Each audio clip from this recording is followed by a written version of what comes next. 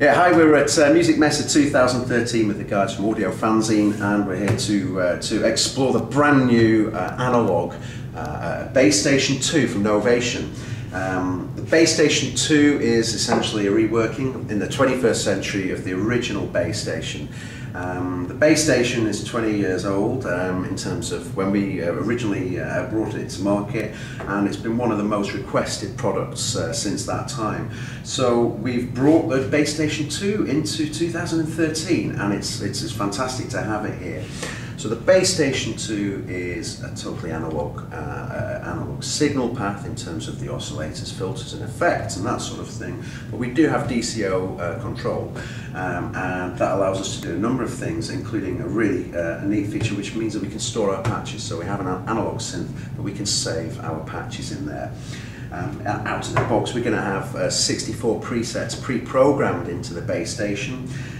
But there'll be an additional 64 slots for you to put your own sounds in, you know, as time goes on, you can populate the whole 128 of those slots with your own sounds. So the Bass Station itself, as I say, is a completely analog signal path. What we have here is a dual oscillator synth. So we have oscillator 1 and 2. This is our little mixer section, lets us balance the sounds together. So oscillator 1 and 2. We have a sub oscillator as well, so we can really dial in some nice fat bass, you know, low end sort of sounds. Next to the sub oscillator we have our volume control for the noise generator, and we can control the ring modulation using this control as well. And also we have a socket on the back of the synth which allows us to plug in an external audio source, and we can switch up here and then actually balance the signal coming through. So this particular control has 3 functions that you can use with the switch there. The oscillators themselves over here, so we have 2 oscillators obviously, and we can switch between them using the oscillator selector here. We have identical controls for both. So on this side we have our coarse tuning and our fine tuning. Down here we have octave range, and we have our waveform selection. So here we have 4 different waveforms to choose from. We've got a sine wave, which is really neat. We also have triangle, sawtooth, and a variable pulse width. So we just can select the type of oscillator that we want just using the switch here. The pulse width is over here, and we can actually control this manually if we're set to our pulse width oscillator. We can control this manually, or we can apply some modulation to this as well. So we have LFO2, or the modulation envelope, which we can apply to pulse width. We have also on this side we can control pitch using the modulation envelope. We also have a dedicated LFO for controlling the pitch in the oscillator. The sub oscillator as well over here has 3 waveforms. So we have sine wave, narrow pulse width, and also a square wave. This can be an octave or 2 octaves below oscillator 1. One of the key features on the Bass Station is the filters that we have, and we have 2 different types of filters available on Bass Station. We have one which we call Classic, which is modelled on the original Bass Station filter, this allows us to have low pass, band pass and high pass. We have 2 slope options as well. We can have either 24 dB per octave or 12 dB per octave. The filter itself has a nice big controlling knob here, which is right at the end, so it's easy to grab and easy to find when you want to get hold of the frequency cutoff. We can also modulate this again using either LFO2, or we can use the modulation envelope control. We have an overdrive which is feeding into the filter, so we can use this to really rough up the sound and make it nice and nasty. And obviously we have a resonance control too. So this is the classic filter, but if we switch over to the acid filter, this puts it into effectively a ladder filter design. And this we can use to get more kind of squelchy sort of sounds, and really kind of, I guess, sort of emulate sort of the TB303 sort of sound. Underneath the filters we've also got effects, and so we have a distortion here which is basically adding our harmonics to the sound, and again we can use this to really get some more gritty and really grimy sounds out of the Bass Station. But next to this we have an interesting modulation for the filter, which we use oscillator 2. So effectively we've got frequency modulation available on this control here.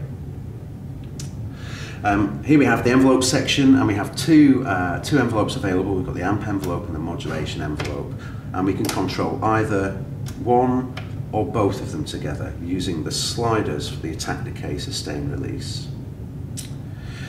We have a triggering system here for the envelopes as well, so we can trigger every time we strike the key, or we can use it to actually trigger when we're playing legato as well, to actually trigger envelopes. Here we have the LFOs, and we have two LFOs, as I've mentioned. LFO1 is dedicated to the oscillators. LFO2 can be either used to control pulse width or the cutoff frequency. We have four waveforms. We have a triangle, sawtooth, square, and we also have sample and hold on this. But in addition to this, we've got some other key features that we've not managed to fit in, if you like, on the very top panel, but we've kept them so that we can program these in as well. And we have on LFO slew, which basically will allow us to round the corners off on the waveforms that are provided, so we can customize the waveforms for the LFOs as well. Portamento, obviously gliding between the notes, and then on this far side here we have our arpeggiator, and in the arpeggiator we've got different up and down style patterns. We also have a random pattern and a played pattern, so that it will follow the order of the notes that we put in. But alongside that we have a 32-step sequencer as well. Well, I say we have our 32 step sequencer. We actually have 4 of them, because we can actually load 4 separate sequences into the sequencer section down here. As I mentioned earlier, it's DCO, so we can actually save our patches, so we just simply hit the save button twice and that patch is then stored in. And other features that we've got, for example, we've got the keyboard down here. The keyboard has got sprung keys, so we can sort of have that nice traditional synth feel. The keyboard's also aftertouch as well, so we can add different sort of parameter changes to the actual aftertouch on the keyboard. As I mentioned earlier, we have different function sections along the bottom here, and we can do all sorts of parameter changes that are not sort of hands-on, immediately grabbable via the function section down here. The base station 2 is also bus powered.